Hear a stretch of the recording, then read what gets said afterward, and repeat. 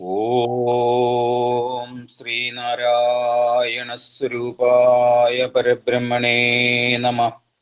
എല്ലാവർക്കും നമസ്തേ. കോട്ടയം SNDP യൂണിയന്റെ ആഭിമുഖ്യത്തിൽ നടന്നുവരുന്ന ശ്രീനാരായണ ധർമ്മ പഠന കേന്ദ്രത്തിന്റെ വിഭാഗമായ വിദൂര ദർശന പഠന പരിപാടിയുടെ ഭാഗമായുള്ള ജഗദ്വാണി ഗുരുവാര പാഠശാലയിലേക്ക് ഏവർക്കും ഹൃദ്യമായ സ്വാഗതം. ഗുരുധ്യാനത്തോടുകൂടി ഇന്നത്തെ ക്ലാസ്സുകൾ ആരംഭിക്കാം. ഗുരുധ്യാനം ആലപിക്കുന്നത് ശ്രീമതി വത്സകുമാരി മാഡം. ഓം ഗുരുർബ്രഹ്മ ഗുരുർവിഷ്ണു ഗുരുർദേവോ മഹേശ്വര ഗുരു സാക്ഷാത് പരബ്രഹ്മ തസ്മൈ ശ്രീ ഗുരവേ നമഃ.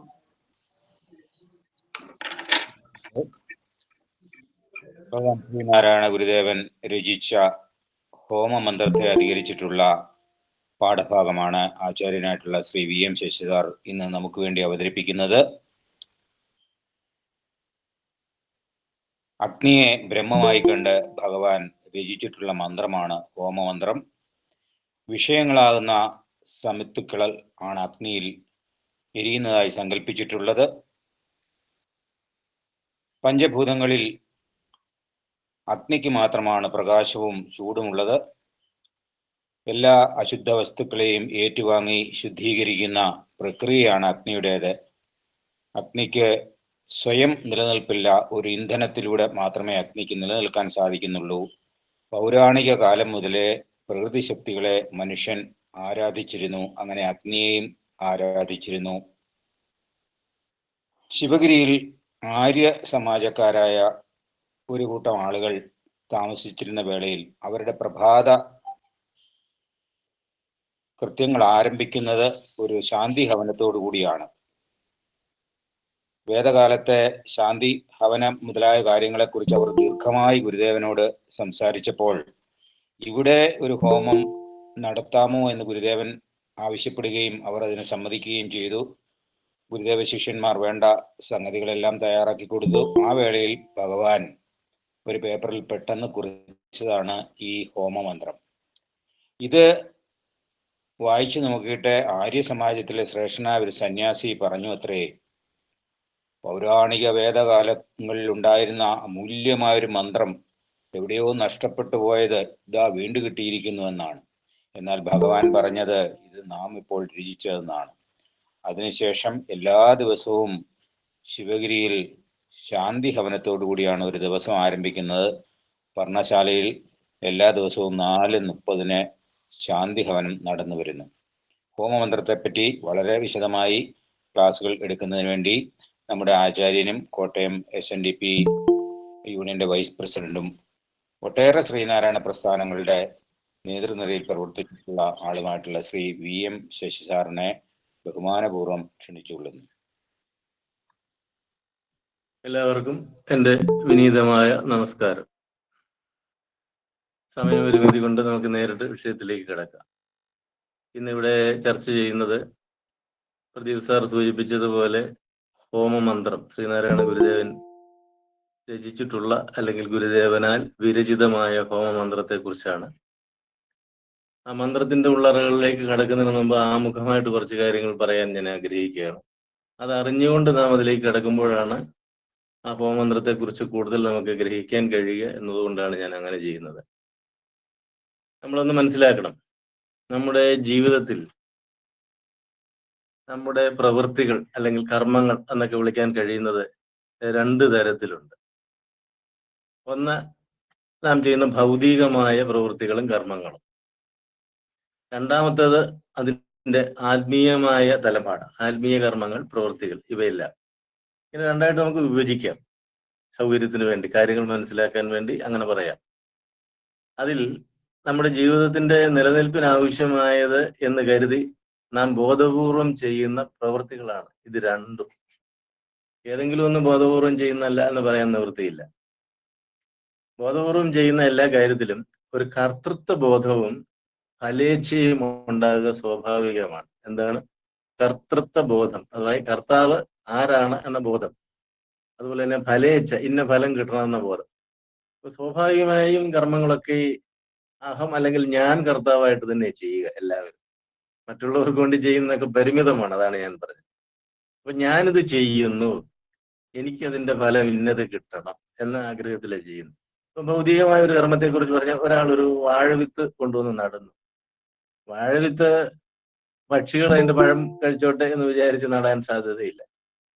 ആ വാഴ കിളിർത്ത് വളർന്ന് നല്ല കൊല ഉണ്ടാവണം, അത് വെട്ടിയെടുത്ത് പഴിപ്പിച്ച് എനിക്കും എൻ്റെ കുടുംബത്തിനും അനുഭവിക്കാൻ കഴിയണം, അല്ലെങ്കിൽ ചന്തയിൽ കൊണ്ടുപോയി വിറ്റ് അതിന്റെ പൈസ വാങ്ങിക്കാൻ കഴിയണം എന്നിത്യാദി ഫല ഇച്ഛ അല്ലെങ്കിൽ ഫലേച്ഛ അതിലുണ്ടാവും. ഞാനാണ് വെക്കുന്നത്, ഇതെന്റെയാണ് വാഴ എന്ന ആ കർത്തൃത്വ ബോധവും അതിന്റെ പിന്നിലുണ്ടാവും. നമ്മൾ ഓരോ പ്രവൃത്തി എടുത്ത് നോക്കിയാൽ എങ്ങനെ അറിയും. ഒരാള് പഠിക്കുന്നു, പഠിച്ച് അറിവ് നേടണം എന്ന ഒരു ഉദ്ദേശത്തോടു കൂടിയ, അപ്പൊ ആ ഫലേച്ഛയുണ്ട്. നന്നായി പഠിച്ച് പരീക്ഷ എഴുതി കഴിയുമ്പോൾ പരീക്ഷയിൽ ഒന്നാമതായി ജയിക്കുന്നു, പഠിക്കാത്തവൻ തോറ്റുപോകുന്നു. അപ്പൊ രണ്ടു തരത്തിൽ ഈ ഫലം പ്രകടമായി വരും. ഒന്ന്, നാം ആ ഫലം ആഗ്രഹിച്ചുകൊണ്ട് ചെയ്യുന്ന പ്രവൃത്തികളുടെ ഗുണദോഷങ്ങൾ അനുസരിച്ച് ഫലം ഗുണദോഷ അധിഷ്ഠിതമായി വരാം. ഭൗതികമായ കർമ്മങ്ങളിലെല്ലാം അത് സ്വാഭാവികമാണ്. ഇങ്ങനെ നമുക്ക് കർമ്മം ചെയ്യാൻ നിവൃത്തിയുള്ളൂ.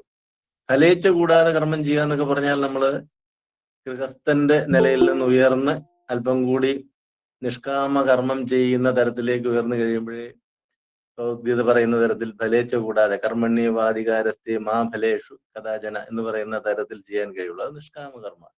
അതൊക്കെ നമ്മളെ സംബന്ധിച്ചിട്ട് സങ്കല്പിക്കാൻ മാത്രമേ കഴിയുള്ളൂ, ചെയ്യാൻ നിവൃത്തിയില്ല. അതുപോലെ തന്നെ ചെയ്യുന്ന പ്രവൃത്തികളാണ് വൈദിക കർമ്മങ്ങൾ. ഞാൻ പറഞ്ഞല്ലോ, ഈ പ്രവൃത്തികളെയെല്ലാം ഭൗതികം ആത്മീയമെന്നും അല്ലെങ്കിൽ അതിന് പകരമായിട്ട് ലൗകികം വൈദികം എന്നും വിശേഷിപ്പിക്കാവുന്നു. നമ്മൾ അറിയേണ്ട ഒരു കാര്യം, നമ്മുടെ യോഗത്തിന്റെ SNDP യോഗത്തിന്റെ ഭരണഘടനയുടെ ആമുഖത്തിൽ തന്നെ എഴുതി വെച്ചിട്ടുണ്ട്. ഗുരുദേവൻ 1903 ഡോക്ടർ പൽപ്പുവിനോടും കുമാരനാശാനോടും പറഞ്ഞിട്ട് ആരംഭിച്ചതാണല്ലോ SNDP യോഗം, അല്ലെങ്കിൽ അവരെ കൊണ്ട് ചെയ്യിപ്പിച്ചതാണല്ലോ SNDP യോഗത്തിന്റെ പ്രവർത്തനങ്ങൾ, ആരംഭം, അതിന്റെ ബൈലോ ക്രമീകരണം ഇല്ല.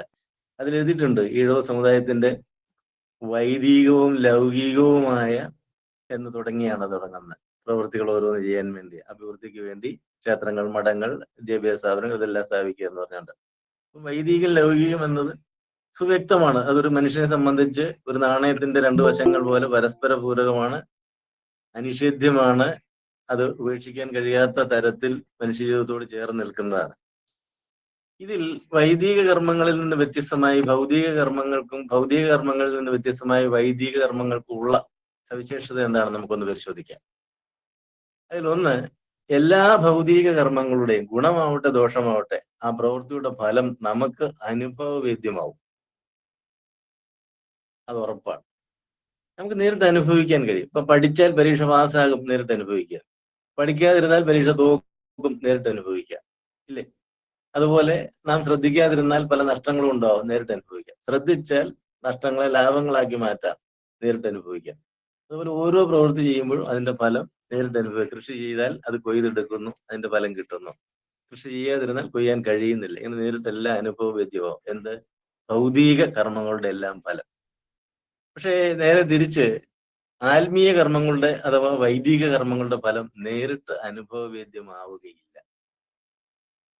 നമ്മള് അത് ഊഹിക്കാനേ നിവൃത്തിയുള്ളൂ, അല്ലെങ്കിൽ നമുക്ക് അനുമാനിക്കാനേ നിവൃത്തിയുള്ളൂ.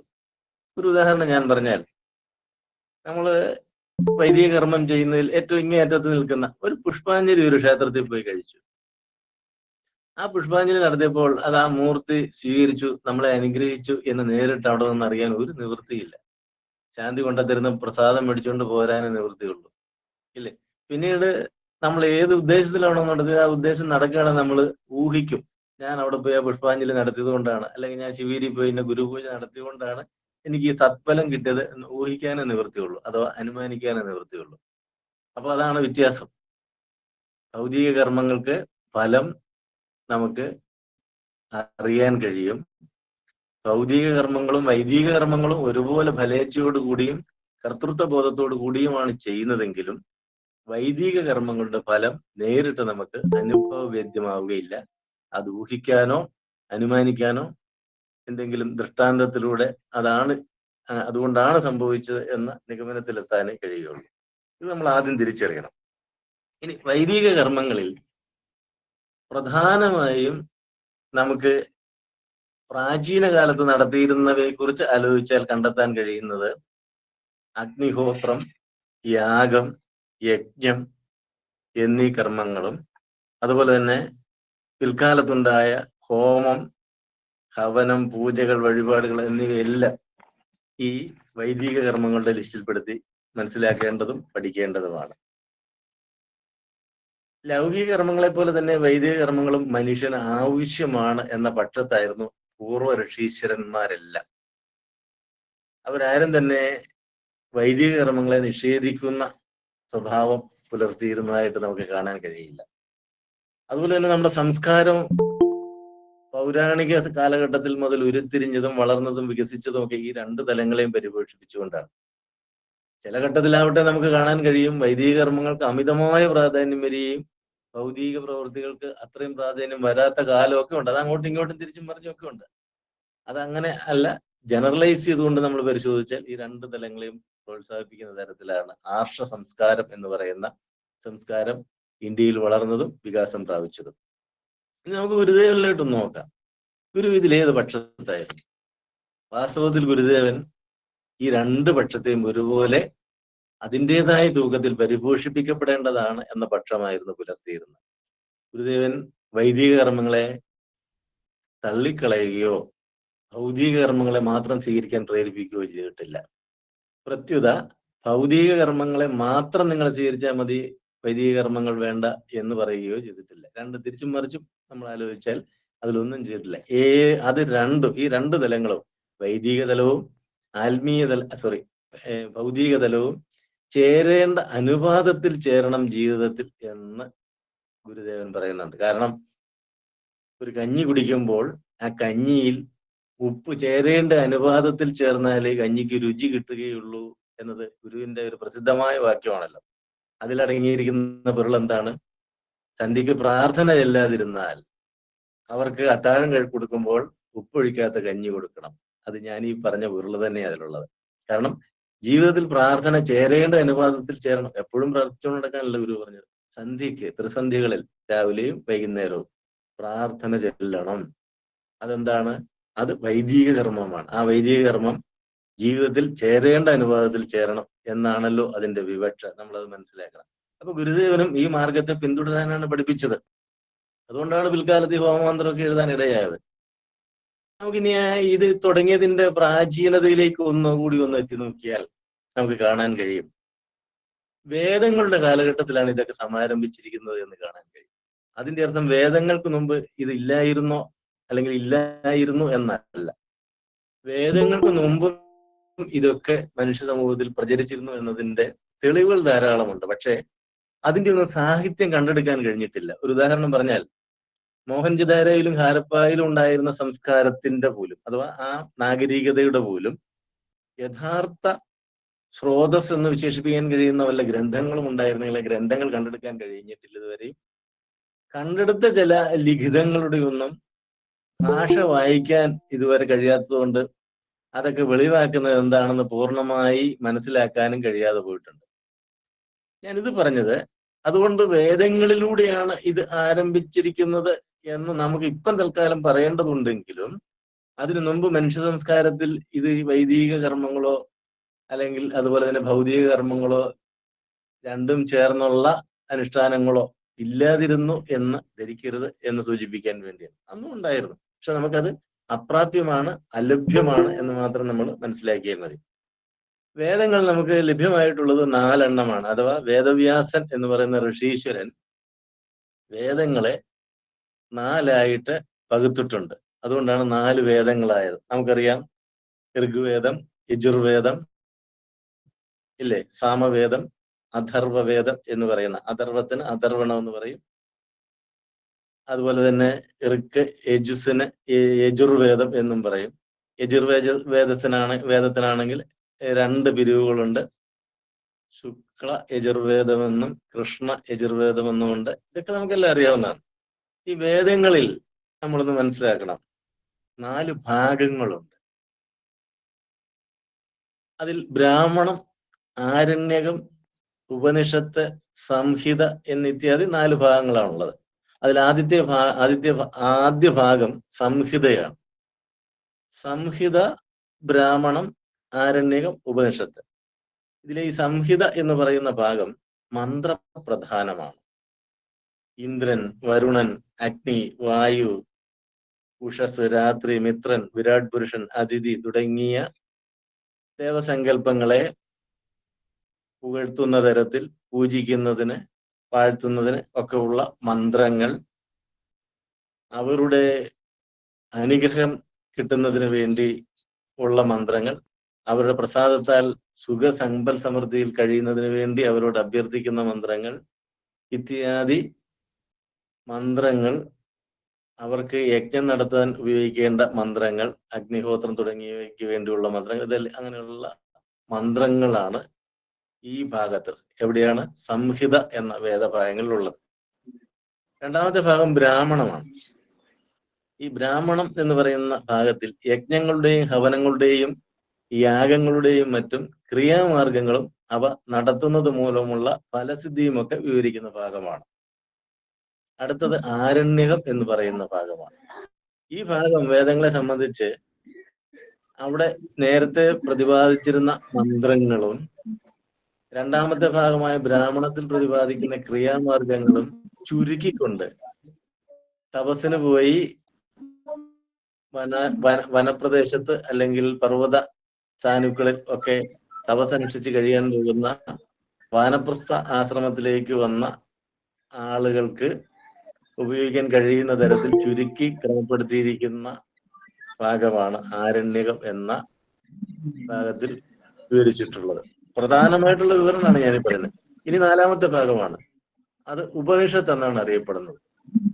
ആ ഉപനിഷത്ത് വേദത്തിലെ ജ്ഞാനകാന്ഡം എന്നും പറയപ്പെടുന്നുണ്ട്. ജ്ഞാനകാന്ഡം എന്ന് പറഞ്ഞാൽ ഏറ്റവും ശുദ്ധമായ അറിവ്, പരമാവധി ശുദ്ധമായ അറിവ് തന്നെയാണ് ഉപനിഷത്തുകളിലെല്ലാം ഉള്ളത്. ഒരുപാട് ഋഷീശ്വരന്മാർ ഉപനിഷത്തുകൾ എഴുതിയിട്ടുണ്ട്, അല്ലെങ്കിൽ പല ഋഷീശ്വരന്മാരാൽ വിരചിതമാണ് ഉപനിഷത്തുകൾ. വേദങ്ങളൊക്കെ തന്നെ അധികം ഒന്നിലധികം ഋഷിമാർ ചേർന്ന് എഴുതിയിട്ടുള്ളതാണ്. ഋഗ്വേദത്തെ പറ്റി പറയുന്ന 100-ലധികം ഋഷിമാരുടെ സംഭാവന ഋഗ്വേദത്തിലുണ്ട് എന്നാണ്. അപ്പൊ ഇങ്ങനെ ഉപനിഷത്ത് എന്ന് പറയുന്നത് വേദത്തിന്റെ ജ്ഞാനകാന്ഡം എന്ന് അറിയപ്പെടുന്ന ഭാഗമാണ്. ഇത് ഞാൻ പറയാൻ കാരണം, ഈ വൈദിക കർമ്മങ്ങൾ ഇതിൽ എവിടെയാണ് വരുന്നത് എന്നൊന്ന് ലൊക്കേറ്റ് ചെയ്യാൻ വേണ്ടിയാണ് ഞാനിത് പറഞ്ഞത്. ഇതിൽ വൈദിക കർമ്മങ്ങൾ നമുക്കിപ്പോൾ ഇത് ഞാൻ പറഞ്ഞു വന്നപ്പോൾ തന്നെ മനസ്സിലായി കാണും എവിടെയാണ് വരാൻ സാധ്യത. ബ്രാഹ്മണം എന്ന് പറയുന്ന ഭാഗത്തിലാണ് വൈദിക കർമ്മങ്ങൾ, അഥവാ ബ്രാഹ്മണം എന്ന ഭാഗത്ത് നിഷ്കർഷിച്ചിട്ടുള്ള, വിവരിച്ചിട്ടുള്ള യജ്ഞങ്ങളുടെ അല്ലെങ്കിൽ യാഗങ്ങളുടെ അല്ലെങ്കിൽ കർമ്മങ്ങളുടെ ഒക്കെ പ്രായോഗിക തലമാണ് യഥാർത്ഥത്തിൽ ഈ പറയുന്ന തരത്തിൽ അഗ്നിഹോത്രം അല്ലെങ്കിൽ ഹോമം, ഹവനം, പൂജ, വഴിപാട് എന്നൊക്കെ നമ്മൾ വിശേഷിപ്പിക്കുന്ന തരത്തിൽ നമ്മൾ നടത്തിക്കൊണ്ടിരിക്കുന്നത്. അത് അടങ്ങുന്നത് വേദത്തെ സംബന്ധിച്ച് പറയുകയാണെങ്കിൽ ബ്രാഹ്മണം എന്ന ഭാഗത്ത് തന്നെയാണ്. അപ്പൊ നമുക്ക് അതിൽ നിന്നാണ് ഇതൊക്കെ ഉരുത്തിരിഞ്ഞ് വന്നിരിക്കുന്നത്. എന്നാൽ അന്ന് നടത്തിയിരുന്ന യാഗങ്ങൾ എല്ലാം തന്നെ അതിഭീമമായ തുക മുടക്കേണ്ടി വരുന്ന, ഒരുപാട് സംഭാരം വേണ്ടി വരുന്ന, ഒരുപാട് യജ്ഞം വേണ്ടി വരുന്ന വലിയ കർമ്മങ്ങളാണ്. ആ കർമ്മങ്ങളെ പിൽക്കാലത്ത് പിന്നെയും ചെറുതാക്കി ചുരുക്കി കൊണ്ടുവരുന്നുണ്ട്. കാരണം സംസ്കാരത്തിൽ ആളുകൾ ബോധവാന്മാരായി അത് ചെയ്യാനുള്ള സാങ്കേതികമായ സാഹചര്യങ്ങളെ ഒക്കെ അതിൻ്റെതായ പരിമിതിയിലും പരിധിയിലും ഉൾപ്പെടുത്തി വരുന്ന കാലഘട്ടത്തിൽ അത് പൂജാ സംവിധാനങ്ങളിൽ തന്നെ മാറ്റങ്ങൾ ഉണ്ടാകുന്നതായിട്ട് നമുക്ക് കാണാം. അത് മുഖ്യമായി നമുക്ക് ദർശിക്കാൻ കഴിയുന്ന, അല്ലെ കാണാൻ കഴിയുന്നത് ആഗമ സമ്പ്രദായത്തിലാണ്, അതിന്റെ ആവിർഭാവത്തോടെയാണ്. ഇവിടെ രണ്ട് പക്ഷമുണ്ട്, അതിവിടെ ഞാൻ വെളിവാക്കി പോവാം. ആഗമ സമ്പ്രദായങ്ങൾ വേദങ്ങൾ ആവിർഭവിക്കുന്നതിന് മുമ്പ് തന്നെ നിലനിന്നിരുന്നതായിരുന്നു എന്നും അതല്ല വേദങ്ങൾക്ക് ശേഷം ക്രമപ്പെടുത്തിയതാണെന്നുള്ള രണ്ട് പക്ഷമുണ്ട്. അതിൽ ശൈവാഗമം എന്തായാലും വേദങ്ങൾ ആരംഭിക്കുന്നതിന് മുമ്പ് തന്നെ ഉണ്ടായിരുന്നു എന്നതിന്റെ തെളിവുകൾ നമുക്കിന്ന് ലഭ്യമാണ്. അതിന്റെ ഉദാഹരണം മോഹൻജദാരോ, ഹാരപ്പ തുടങ്ങിയ സിന്ധു നദീതട സംസ്കാരത്തിൽ ശിവനെ പൂജിക്കുന്ന സമ്പ്രദായം ഉണ്ടായിരുന്നു. ശിവനെ പശുപതി എന്ന നാമത്തിലാണ് അറിയപ്പെട്ടിരുന്നത് എന്നൊക്കെ ആളുകൾ കണ്ടെത്തിയിട്ടുണ്ട്, ചരിത്രാന്വേഷികൾ. പശു എന്ന് പറഞ്ഞാൽ ജനസമൂഹം, സഞ്ചയം. അതിന്റെ പതിയായിട്ടുള്ളവൻ ശിവൻ എന്നുള്ള സമ്പ്രദായം, ആ ശിവ പൂജ അവിടെ തുടങ്ങിയിരുന്നു എന്ന് പറയും. അപ്പൊ അത് വെച്ച് നോക്കിയാൽ ശൈവ സമ്പ്രദായം മുമ്പ് തന്നെ ഉണ്ടായിരുന്നു, ആഗമ സമ്പ്രദായം ഉണ്ടായിരുന്നു എന്ന് നമുക്ക് പറയേണ്ടി വരും. പക്ഷെ പിൽക്കാലത്തുണ്ടായത് ഉൾപ്പെടെ ഈ ആഗമ സമ്പ്രദായങ്ങളിലെ പ്രത്യേകിച്ച് ശൈവ സമ്പ്രദായത്തിൽ, ശൈവാഗമ സമ്പ്രദായത്തിലെ ഈ ഗ്രന്ഥങ്ങളെല്ലാം നശിച്ചുപോയി. വളരെ പരിമിതമായ ഗ്രന്ഥങ്ങളെ ഇപ്പം ലഭ്യമായിട്ടുള്ളൂ. ഈ സമ്പ്രദായമാണ് ഏറ്റവും കൂടുതൽ നമ്മുടെ ദക്ഷിണ ഭാരതത്തിൽ ഫ്ലറിഷ് ചെയ്തിരുന്നത് അല്ലെങ്കിൽ പ്രചാരത്തിലിരുന്നത് എന്നാണ് ചരിത്രകാരന്മാർ കണ്ടെത്തിയിട്ടുള്ളത്. അപ്പൊ ദക്ഷിണ ഭാരതത്തിൽ പ്രചാരത്തിലിരുന്നതും പിൽക്കാലത്ത് ദ്രാവിഡ സംസ്കാരത്തിന്റെ ഭാഗമായി അറിയപ്പെട്ടിരുന്നതുമായ പൂജാവിധാനങ്ങൾ, ആരാധനാക്രമങ്ങൾ, ഹവനങ്ങൾ എല്ലാം വരുന്നത് ഈ ആഗമ സമ്പ്രദായത്തിൽ നിന്ന് ഉരുത്തിരിഞ്ഞതാണ് എന്നാണ് നമുക്ക് അതിൽ നിന്ന് മനസ്സിലാക്കാൻ കഴിയുക. അപ്പൊ അങ്ങനെ ഈ ആഗമ സമ്പ്രദായം പിന്നെയും പരിമിതപ്പെടുത്തി കൊണ്ടുവന്നപ്പോൾ ക്ഷേത്ര സങ്കല്പങ്ങളുണ്ടായി. ക്ഷേത്രങ്ങളുടെ പ്രതിഷ്ഠയും ക്ഷേത്രങ്ങളിൽ വിഗ്രഹങ്ങൾക്ക് പൂജകൾ തുടങ്ങിയതെല്ലാം ക്രമപ്പെടുത്തേണ്ട ഒരു കാലം വന്നു. ഈ കാലം എത്തിയപ്പോഴേക്കും ഞാൻ മുമ്പ് പറഞ്ഞ ആദ്യത്തെ യജ്ഞഹവന അല്ലെങ്കിൽ വലിയ രീതിയിൽ നടത്തുന്ന യാഗങ്ങൾ ഇവിടെയൊക്കെ ഉപജ്ഞാതാക്കളായിരുന്ന, പ്രചാരകരായിരുന്ന ബ്രാഹ്മണർ, അഡ്യബ്രാഹ്മണർ എന്ന് വിളിക്കുന്ന ആളുകൾ തന്നെ ഈ തരം സമ്പ്രദായങ്ങളിലേക്ക് ചുരുങ്ങി വന്നു. അങ്ങനെ അതിനാവശ്യമായ ക്ഷേത്രപൂജയ്ക്ക് ആവശ്യമായ ഗ്രന്ഥങ്ങൾ ഒക്കെ വിരചിച്ചു തുടങ്ങി. അങ്ങനെ ക്ഷേത്രപൂജയ്ക്ക് ആവശ്യമായി വിരചിക്കപ്പെട്ട പല ഗ്രന്ഥങ്ങളും നമ്മുടെ രാജ്യത്തിന്റെ പല ഭാഗങ്ങളിലും പല രീതിയിലാണ് പ്രചരിച്ചു കൊണ്ടിരിക്കുന്നത്. അതിൽ ഇന്ന് പ്രചാരത്തിലുള്ളതും നമ്മൾ ഫോളോ ചെയ്യുന്നതും എന്ന് നമുക്ക് പറയാൻ കഴിയുന്ന ഗ്രന്ഥം തന്ത്രസമുച്ചയമാണ്.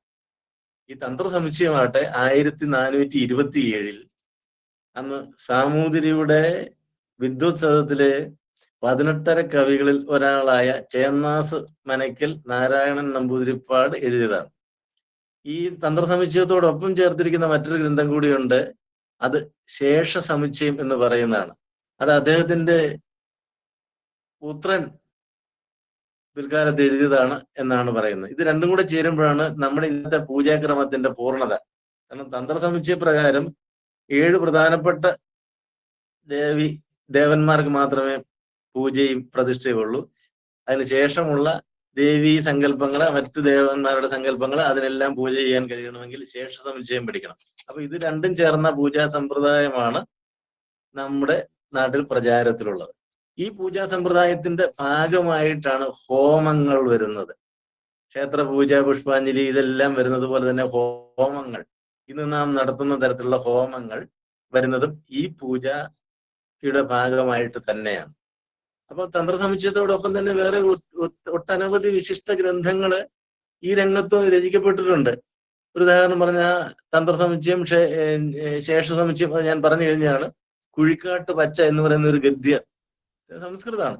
ശാരദാ തിലകം, മന്ത്രമഹോദരി, മന്ത്രമാർഗാർണവം, പ്രപഞ്ചസാരം, ഈശാന ഗുരുദേവ പദ്ധതി, വിഷ്ണു സംഹിത, പ്രയോഗമഞ്ജരി, ദേവോത്ഭവം, ഗോപാലകാനുഷ്ഠാനം, ക്രമദീപിക, രഹസ്യ ഗോപാല തന്ത്ര ചിന്താമണി തുടങ്ങിയ തന്ത്രഗ്രന്ഥങ്ങൾ ധാരാളമാണ്.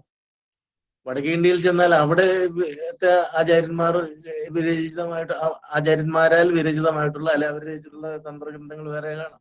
അതുകൊണ്ടാണ് ഈ 2 തരത്തിലുള്ള സമ്പ്രദായങ്ങൾ, ഇപ്പം കേരളത്തിലെ സമ്പ്രദായവും നോർത്ത് ഇന്ത്യൻ സമ്പ്രദായം തമ്മിലൊക്കെ പൂജാവിധാനങ്ങളിൽ ഒരുപാട് വ്യത്യാസങ്ങളുണ്ട്, ആചാരാനുഷ്ഠാനങ്ങളെല്ലാം വ്യത്യാസമുണ്ട്. അതിങ്ങനെ പല ഗ്രന്ഥങ്ങൾ പല കാലഘട്ടത്തിൽ ഓരോരുത്തർ രചിച്ച് ഈ ആരാധനയെയൊക്കെ ക്രമപ്പെടുത്തുന്നതിന്റെ ഫലമായിട്ടുണ്ടാകുന്നതാണ് ഈ വ്യത്യാസങ്ങൾ. അപ്പൊ അങ്ങനെ ക്രമപ്പെടുത്തിയ പൂജകളെല്ലാമാണ് നമ്മൾ ക്ഷേത്രങ്ങളിൽ നടത്തുന്നത്. ഇതൊക്കെയും ഒരു കാലത്ത് ബ്രാഹ്മണ മേധാവിത്വത്തിന്റെ കീഴിലായിരുന്നു എന്നും മനസ്സിലാക്കണം. പിൽക്കാലത്താണ് അതൊക്കെ സാർവത്രികമായി മറ്റുള്ളവർക്കും പഠിക്കാൻ അവസരം ഉണ്ടായതും അത് പഠിപ്പിക്കുന്ന സമ്പ്രദായം ഉണ്ടായതും. എനിക്ക് തോന്നുന്നു അത്തരം ഒരു സമ്പ്രദായത്തെ മറ്റുള്ളവർക്ക് കൂടി സാർവത്രികമായി എത്തിക്കുന്ന കാര്യത്തിൽ അതിന് ആ സമ്പ്രദായം ഉപയോഗിക്കാൻ കഴിയുന്ന, ആ ശാസ്ത്രത്തെ ഉപയോഗിക്കാൻ കഴിയുന്ന തരത്തിൽ വ്യാപകമായ ഒരു മാറ്റത്തിന് നാന്ദി കുറിച്ചത് ശ്രീനാരായണ ഗുരുദേവൻ തന്നെയാണ്. കാരണം ശ്രീനാരായണ ഗുരുദേവൻ അദ്വൈതിയായിരുന്നു. പരബ്രഹ്മമല്ലാതെ അതിനപ്പുറത്തോ ഇപ്പുറത്തോ വേറൊന്നും തന്നെ ഇല്ല സർവം ഖല്ലിതം ബ്രഹ്മ എന്ന ഉപനിഷത്ത് വാക്യത്തെ 100% അംഗീകരിക്കുകയല്ല, 100% സാക്ഷാത്കരിച്ച് ബ്രഹ്മസ്വരൂപമായി മാറിയിരുന്നു എങ്കിൽ തന്നെയും അതിലേക്ക് എത്താൻ കഴിയാത്ത, അതിന്റെ പ്രാഥമിക പാഠം പോലും പഠിക്കാൻ അവസരം ലഭിക്കാത്ത സാധാരണക്കാരായ ജനങ്ങളെ സംബന്ധിച്ച് അവർക്ക് ദ്വൈതബോധത്തിലാണ് അവരുടെ ജീവിതം ഉറച്ചു നിൽക്കുന്നത്. അതുകൊണ്ട് ആ ദ്വൈതബോധത്തിൽ ഉറച്ചു നിന്ന് ജീവിക്കുന്നതോടൊപ്പം ശാസ്ത്രബോധവും ആധ്യാത്മികതയുടെ സംശുദ്ധിയും അവർ ഉൾക്കൊള്ളണം എന്ന കാഴ്ചപ്പാടോടുകൂടി അതിനനുസൃതമായി തന്ത്രശാസ്ത്രത്തെയും പുരോഗമന ആശയങ്ങൾക്ക് അനുസൃതമായ ആധുനിക ശാസ്ത്രത്തിന് ഇണങ്ങുന്ന തരത്തിൽ വ്യാഖ്യാനിച്ച് അതിനനുസരിച്ച് പ്രതിഷ്ഠകളെയും അതിനനുസരിച്ച് പൂജകളെയും അതിനനുസരിച്ച് ഹോമങ്ങളെയും ഒക്കെ ക്രമപ്പെടുത്തുന്ന ദൗത്യം ഞാൻ മുമ്പ് സൂചിപ്പിച്ചതുപോലെ വ്യാപകമായി കേരളത്തിൽ ഉണ്ടാക്കിയത് ശ്രീനാരായണ ഗുരുദേവനാണ് എന്ന നിസ്തർക്കം നമുക്ക് പറയാം. ഇതിനായി ഗുരുദേവൻ ശിവഗിരിയിൽ, നിങ്ങൾ കേട്ടിട്ടുണ്ടാവും, ശങ്കരൻ പരദേശി സ്വാമി എന്നറിയപ്പെടുന്ന, ആദ്യം ശങ്കരൻ പരദേശി തന്ത്രി എന്നറിയപ്പെടുന്നത്, പിന്നീട് സ്വാമിയായി. അദ്ദേഹത്തെ വിളിച്ചുകൊണ്ടുവന്ന് അവിടെ ശിഷ്യന്മാർക്ക് ക്ലാസ് എടുക്കാനും അദ്ദേഹത്തിന് ഉപരിപഠനത്തിനായി അദ്ദേഹത്തെ കാശിയിൽ അയച്ച് ഉപരിപഠനം സംസ്കൃതത്തിൽ ഈ ഗ്രന്ഥങ്ങളൊക്കെ പഠിച്ചു വരുന്നതിന് വേണ്ടി അയച്ച് പഠിപ്പിക്കുകയും ചെയ്ത്, അങ്ങനെ ശങ്കരൻ പരദേശി സ്വാമിയിലൂടെയാണ് ശ്രീനാരായണ സമൂഹത്തിന്റെ വൈദിക പാരമ്പര്യം തുടങ്ങുന്നത്. വൈദിക ഗുരു അദ്ദേഹമാണ് നമ്മളെ സംബന്ധിച്ച്. മൃത്യുഞ്ജയൻ തന്ത്രി, കോട്ടയത്തുണ്ടായിരുന്ന ഗോപാലൻ തന്ത്രി അടക്കമുള്ള എത്രയോ തന്ത്രിമാര് ശങ്കരൻ പരദേശി സ്വാമിയുടെ കൂടെ പഠിച്ചിട്ടുണ്ട്. അങ്ങനെയാണ് സമ്പ്രദായത്തിന്റെ തുടർച്ച നമുക്ക് വന്നത്. അപ്പൊ ഞാൻ പറഞ്ഞു വന്നത്, ഇങ്ങനെ തുടർന്ന് വരുന്ന പൂജാ സമ്പ്രദായങ്ങളിൽ ഉൾപ്പെടുന്നതാണ് യഥാർത്ഥത്തിൽ ഹോമവും ഹവനവും ബാക്കി പൂജാ സമ്പ്രദായവും എന്നെല്ലാം നമ്മൾ അറിഞ്ഞു പോകണം. ഇത് അറിയാതെ നമുക്ക് ഹോമമന്ത്രത്തെ നമുക്ക് വിശകലനം ചെയ്യാൻ കഴിയില്ല.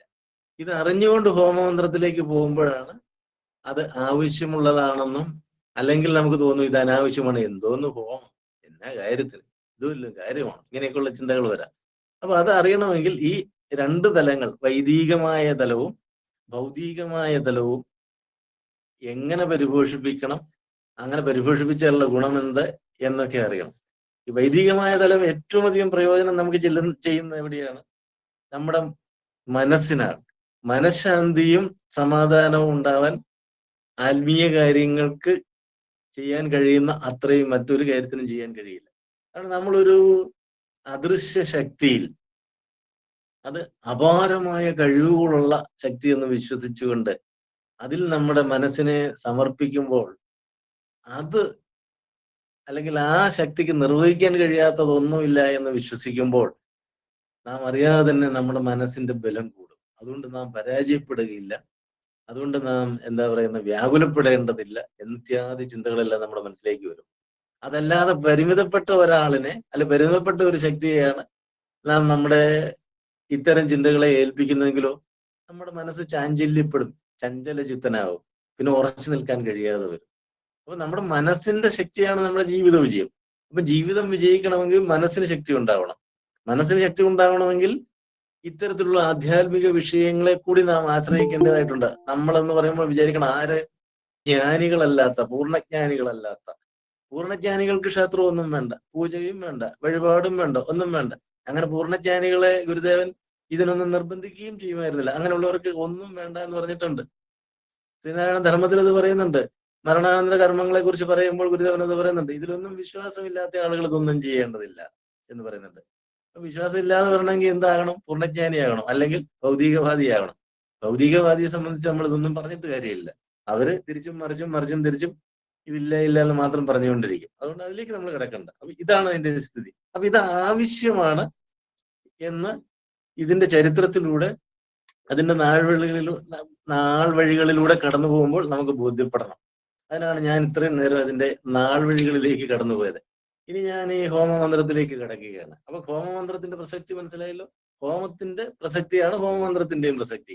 ഇനി ഈ ഹോമമന്ത്രം രചിക്കുമ്പോൾ ഉണ്ടാകുന്ന കാര്യങ്ങളിലേക്ക് ഞാൻ ഒന്ന് കിടക്കാം. അതുകൊണ്ട് മന്ത്രത്തെ ഒന്ന് വിശകലനം ചെയ്തിട്ട് അതിലേക്ക് പോകുമ്പോൾ അതിന്റെ സന്ദർഭം അനുസരിച്ച് അത്തരം കാര്യങ്ങൾ, മുമ്പ് ഇവിടെ പ്രദീപ് സാറ് പറഞ്ഞത് ഉൾപ്പെടെയുള്ള കാര്യങ്ങൾ ഞാൻ പരാമർശിച്ചു കൊള്ളാം. നമുക്ക് മന്ത്രത്തിലെ ഇവിടെ ഒന്ന് കടന്നു പോകാം.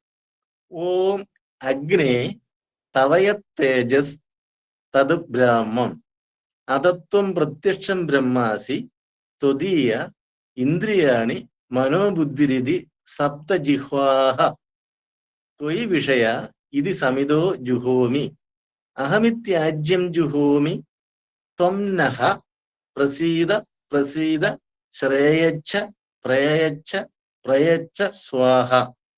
ഓം ശാന്തി ശാന്തി ശാന്തി. ഇതാണ് ഹോമമന്ത്രം. ഓർത്തോളം സംസ്കൃതമാണ്. ഈ സംസ്കൃതത്തിന്റെ ഉച്ചാരണത്തിന് തന്നെ അർത്ഥ മാറ്റമുണ്ട്. ഉച്ചാരണം തെറ്റിച്ചാൽ അർത്ഥം മാറിപ്പോവും. ഉദാഹരണം പറഞ്ഞാൽ ഇതിനകത്ത് നമ്മൾ പറയുന്ന ത്വം ന എന്നുള്ളിടത്ത് ഹ വിട്ടാൽ അർത്ഥം മാറിപ്പോവും. ന എന്നതിന് നഹ എന്ന് ഉച്ചരിക്കണം, പ്രൊനൗൺസ് ചെയ്യണം. നഹ എന്ന് പറഞ്ഞാൽ മാത്രമേ ഞങ്ങളെ നാവുള്ളൂ. ഇല്ലെങ്കിൽ ന അല്ല, വേണ്ട എന്ന അർത്ഥമായിപ്പോ. ത്വം ന പ്രസീത എന്ന് പറഞ്ഞാൽ ഞങ്ങളോട് പ്രസാദിക്കരുത് നീ എന്നായിപ്പോ. അങ്ങനെ അർത്ഥം വരും. ഞാൻ അതിലേക്ക് ഓരോന്നോരോന്ന് വരാം. ഇടയ്ക്ക് ഓർത്തപ്പൊന്ന് പറയാവുന്നേ ഉള്ളൂ. ഓം അഗ്നേ, അവിടെ തുടങ്ങുന്നത് എങ്ങനെയാണ്? ഓം എന്ന് പറഞ്ഞുകൊണ്ട്. എന്തിനാ ഓം എന്ന് പറയുന്നത്? അല്ലാതെ ചുമ്മാ അഗ്നേ തവേ തേജസ് തത് ബ്രാഹ്മം എന്ന് പറഞ്ഞാൽ പോരായിരുന്നു? മതിയായിരുന്നു. ഒരർത്ഥത്തിൽ നോക്കിയാൽ മതിയായിരുന്നു. പക്ഷെ എന്തുകൊണ്ടാണ് പിന്നെ ഓമിൽ തുടങ്ങിയത്? നമ്മൾ അത് ആലോചിക്കണം. എന്തിനാ ഗുരുദേവൻ ഓം എന്ന് എഴുതിയത്? ഓം എന്ന് എഴുതാൻ കാരണം സർവമന്ത്രങ്ങളും പാരമ്പര്യമനുസരിച്ച്, ഭാരതീയ പാരമ്പര്യമനുസരിച്ച് ആരംഭിക്കുന്നത് ഓം എന്ന ഉച്ചാരണത്തോടു കൂടിയാണ്. ഓം എന്ന ഉച്ചാരണം മന്ത്രത്തിന് ചൈതന്യം നൽകും എന്നാണ് സങ്കല്പം, വിശ്വാസം.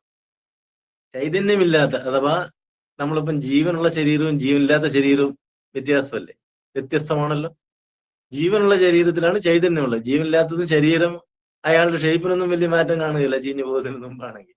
പക്ഷെ അതിൽ ചൈതന്യം ഉണ്ടായിരിക്കില്ല. എന്ന് പറഞ്ഞാല് ഈ മന്ത്രത്തെ ജീവസിറ്റതാക്കുന്നു. വേറൊരു അർത്ഥത്തിൽ പറഞ്ഞാൽ ജീവസിറ്റതാക്കുന്നതാണ് ഓം. കാരണം ഓം ബ്രഹ്മത്തിന്റെ പ്രതീകമാണ്, ബ്രഹ്മം തന്നെയാണ്.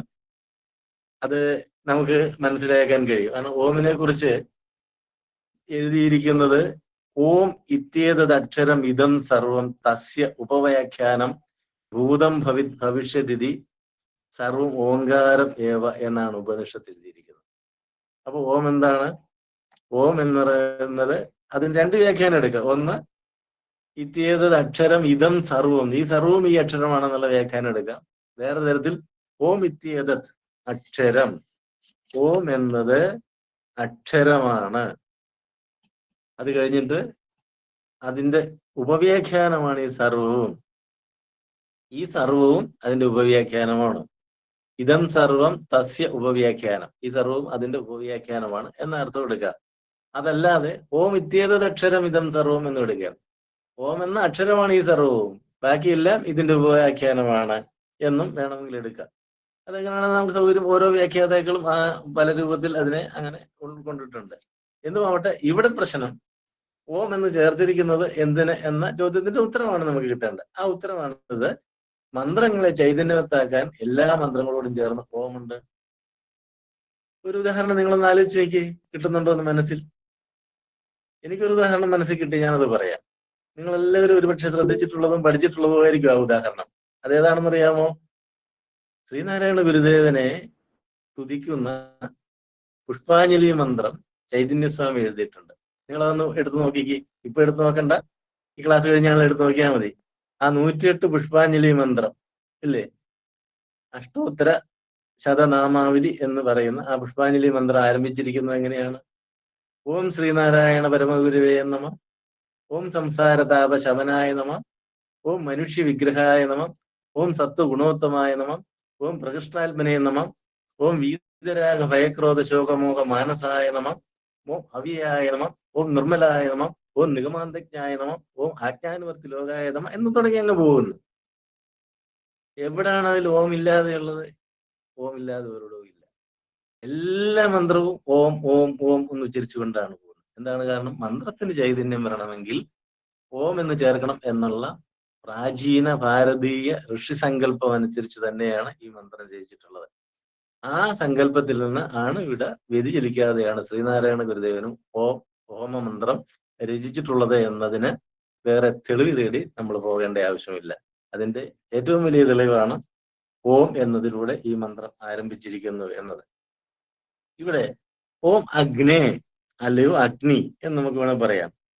തവയത് തേജസ്, എന്ന് പറഞ്ഞാൽ തവ അധികം യത്ത് അധികം തേജഹ അധികം തത് എന്ന് ചേർത്താലേ പറ്റുള്ളൂ. തവയ തേജസ് തത് എന്നുള്ള വാക്കിന്റെ. നിങ്ങൾ നോട്ട് എഴുതിയെടുക്കുന്നുണ്ടോ എന്ന് എനിക്കറിയത്തില്ല. എഴുതിയെടുക്കുന്നില്ലെന്ന് വിശ്വസിക്കട്ടെ. ഞാൻ പറഞ്ഞു പോകട്ടെ. എഴുതിയെടുക്കണമെങ്കിൽ ഇതിങ്ങനെ തിരിച്ച് പറയുകയും അത് വീണ്ടും ആവർത്തിക്കുകയൊക്കെ ചെയ്യേണ്ടി വരും. എഴുതിയെടുക്കുന്നുണ്ടോ? ഇല്ലായിരിക്കില്ലേ?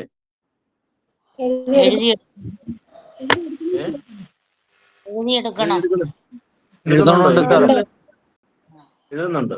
അങ്ങനെയാണെങ്കിൽ ഒന്ന് നിർത്തി പറയാം. ഇപ്പൊ ആദ്യത്തെ വരിയിൽ ഓം അഗ്നേ തവയ തേജസ്തത് എന്ന വാക്കിനെ അതിന് വിഗ്രഹിക്കണം. സംസ്കൃതത്തിൽ അതിന് വിഗ്രഹിക്കുക എന്ന് പറയും. തവ അധികം യത് അധികം തേജഹ. തേജഹ എന്നാണ് ആ വാക്ക്. തേജഹ എന്നുള്ളതിന് 2 കുത്തായിട്ടുണ്ട്. തേജഹ അധികം തത് എന്നാണ്. തവയ തേജസ്ത് എന്നുള്ള തേജസ്തത് എന്നുള്ളതിന്റെ പദം പിരിച്ചെടുത്താൽ, അത് വിഗ്രഹിച്ചാൽ, അതായത് സമസ്ത പദത്തിൽ നിന്ന് ഘടകപദങ്ങളെ തിരിച്ചാൽ കിട്ടുന്നത് അങ്ങനെയാണ്. അപ്പം അർത്ഥം ഞാൻ പറഞ്ഞു തരാം. അങ്ങനെ എടുക്കണം. അത് എന്താണെന്നാണ്? ബ്രാഹ്മം. അത് ബ്രാഹ്മമാണ്. ബ്രാഹ്മം ബ്രഹ്മത്തെ സൂചിപ്പിക്കുന്നത് എന്നാണ് അർത്ഥം. അടുത്തത് അധസ്ത്വം. സായും തായും ചേർന്നിട്ട് ഒരു ഇത് കൂടി ചേർത്ത് അധസ്ത്വം. അധസ്ത്വം അധഹ അധികം ത്വം എന്നാണ്. അതിനാൽ നീ എന്നാണ് അതിന്റെ അർത്ഥം. അധ അധികം അധഹ 2 കുത്തിരണം. അതാണ് എഴുതിയത്. അധികം ത്വം അധസ്ത്വം. പ്രത്യക്ഷം ബ്രഹ്മാസി. പ്രത്യക്ഷം ബ്രഹ്മാസി. ബ്രഹ്മഹ അധികം അസി ആണ് ബ്രഹ്മാസി. ബ്രഹ്മഹ അധികം അസി ആകുന്നത്. ഞാൻ പദങ്ങളുടെ അർത്ഥം വീണ്ടും പറഞ്ഞുതരാം കേട്ടോ. ത്വദീയ ഇന്ദ്രിയാണി മനോബുദ്ധിരിതി സപ്ത ജിഹ്വാഹ. ശ്രദ്ധിച്ചോണം. അച്ചടിച്ച മന്ത്രം നിങ്ങളുടെ കയ്യിലുണ്ടെങ്കിൽ എടുത്തു നോക്കിയാൽ അറിയാം. ജിഹ്വാഹ ദീർഘമാണ്. ജിഹ്വ അത് കഴിഞ്ഞ് 2 കുത്തുമുണ്ട്. ജിഹ്വാഹ എന്നാണ്. അകാരാന്തം അവസാനമായിട്ട് വരുന്നത് വെച്ചിട്ട് ആ 2 കുത്തിന് ഹ എന്നാണ്. ഈ ആണെങ്കിൽ ഹി എന്നും ഹു ആണെങ്കിൽ ഹു എന്നുമാണ് എടുക്കുന്നത്. അങ്ങനെ പല തരത്തിലുണ്ട്. സംസ്കൃതത്തിന്റെ ഒരു പ്രത്യേകത. അപ്പൊ ജിഹ്വാ എന്ന് അവസാനിക്കുന്ന കാരണം ജിഹ്വാഹ എന്നാണ്. സപ്ത ജിഹ്വാഹ. അടുത്തത് ത്വയി വിഷയ, നിന്നിൽ എന്നാണ്. വിഷയ ഇത് സമിതോ ജുഹോമി. സമിത് എന്താണെന്ന് ഞാൻ പറഞ്ഞുതരാം. അടുത്തത് അഹമിത്യാജ്യം. അതൊന്ന് പദം പിരിക്കേണ്ടതാണ്. അഹം അധികം ഇതി അധികം ആജ്യമാണ് അഹമിത്യാജ്യം. എന്നോട് പറയാം. അഹം അധികം ഇതി അധികം ആജ്യം സമം അഹമിത്യാജ്യം. ജുഹോമി. ജുഹോമിന്ന് തന്നെ മതി. ത്വം ന അത് പിരിക്കണം. ത്വം അധികം നഹ. നായിട്ട് 2 കുത്തിടുമ്പോഴാണ് നഹ ആകുന്നത്. അതിന്റെ ഉച്ചാരണം നഹ ആണ്. ന എന്നുള്ളതിന്റെ പ്രൊനൗൺസിയേഷൻ അവസാനിക്കുന്ന എങ്ങനെ? ആയില്ലല്ലേ. അതുകൊണ്ട് നഹ എന്ന് പറയണം. ത്വം അധികം നഹ. ത്വം ന പ്രസീത. പ്രസീത പ്രസാദിച്ചാലും എന്നുള്ള അർത്ഥത്തിൽ. ശ്രേയച്ഛ. അവിടെ എഴുതിയിരിക്കുന്നത് അങ്ങനെയാ കണ്ടോ. ശ്രേയച്ഛ. ശ്രേയസ് അഥവാ ശ്രേയ ഹ അധികം ച.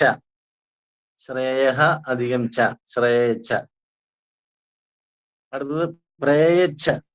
പ്രേയച്ഛ എന്നത് പ്രേയഹ അധികം ച. പ്രേയച്ഛ. അടുത്തത് പ്രയച്ഛ. മറ്റു വാക്ക് പ്രയച്ഛ സ്വാഹ. പ്രയച്ഛ സ്വാഹ. ഒന്നുകൂടി പറയാം. ശ്രേയഹ അധികം ച. ശ്രേയച്ഛ. പ്രേയഹ അധികം ച.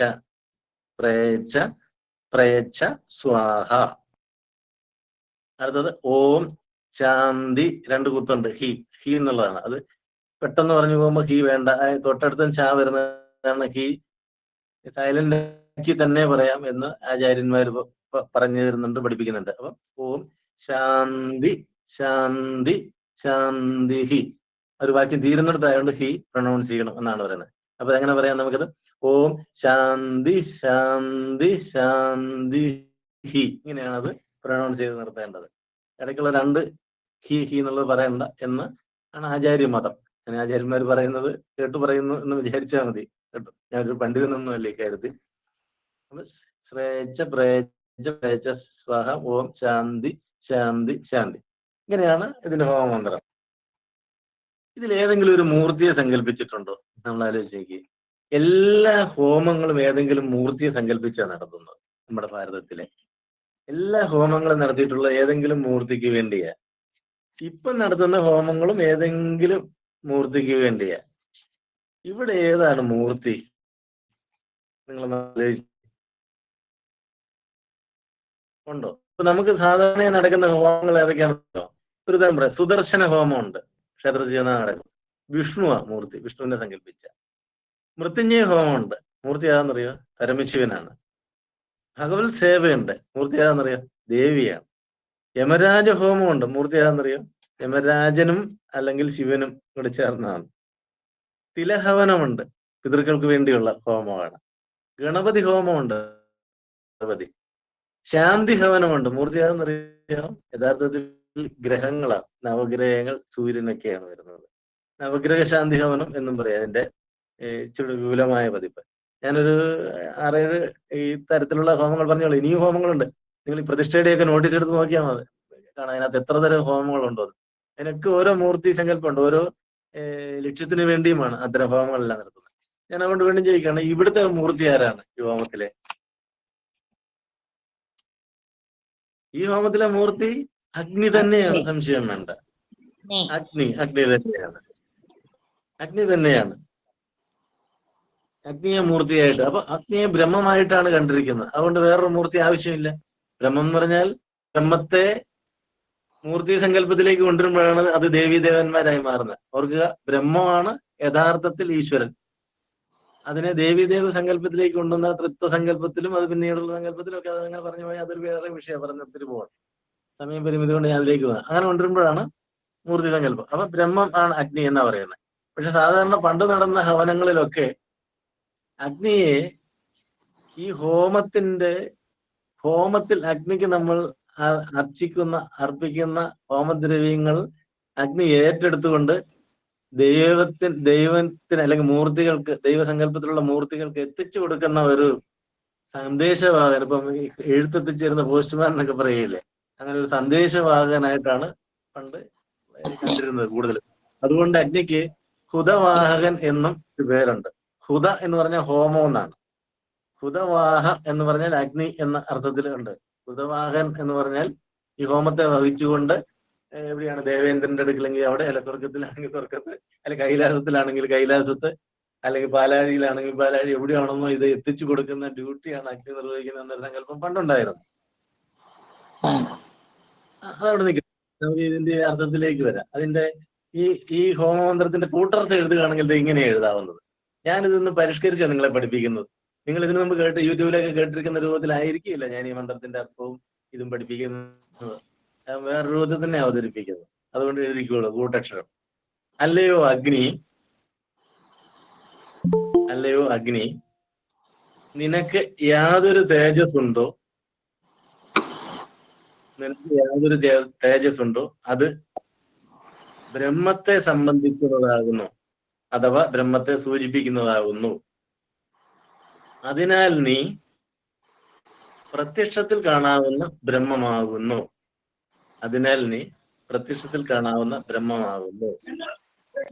നിന്നൂടെ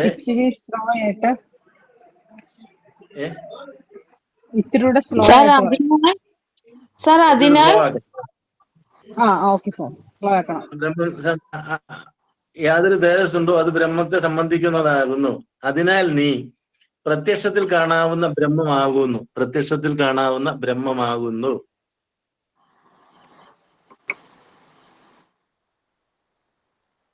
അടുത്ത കണ്ണികയായിട്ട് എഴുതിക്കൊള്ളുക.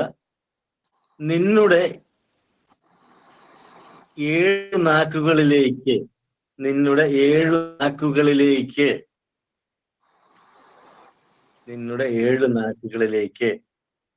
ഇന്ദ്രിയങ്ങൾ, മനസ്സ്,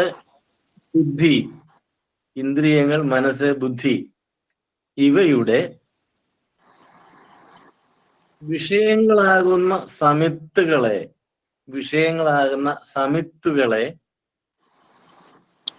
ഞാൻ ഹോമിക്കുന്നു നിങ്ങളുടെ 7 നാക്കുകളിലേക്ക്. അല്ലെ നിന്നുടെ 7 നാക്കുകളിലേക്ക്. ഇന്ദ്രിയങ്ങൾ, മനസ്സ്, ബുദ്ധി ഇവയുടെ വിഷയങ്ങളാകുന്ന സമിത്തുകളെ ഞാൻ ഹോമിക്കുന്നു.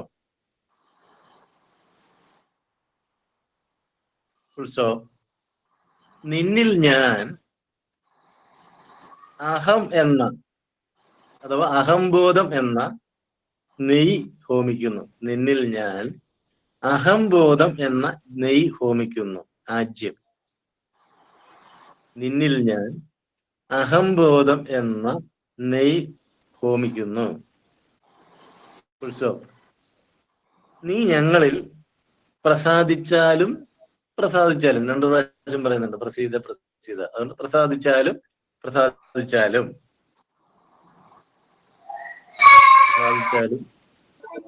തേജസ്സും ശ്രേയസ്സും അയ്യോ നിർത്തം ശ്രേയസ്സും നൽകി അനുഗ്രഹിച്ചാലും എന്നുള്ള വാക്ക് ഇതിനകത്തില്ല, നമ്മളൊന്ന് ചേർക്കുന്നതാണ് അതിന്റെ ഒരു ഭൗതികതയ്ക്ക് വേണ്ടി. ശ്രേയസ്സും നൽകി അനുഗ്രഹിച്ചാലും.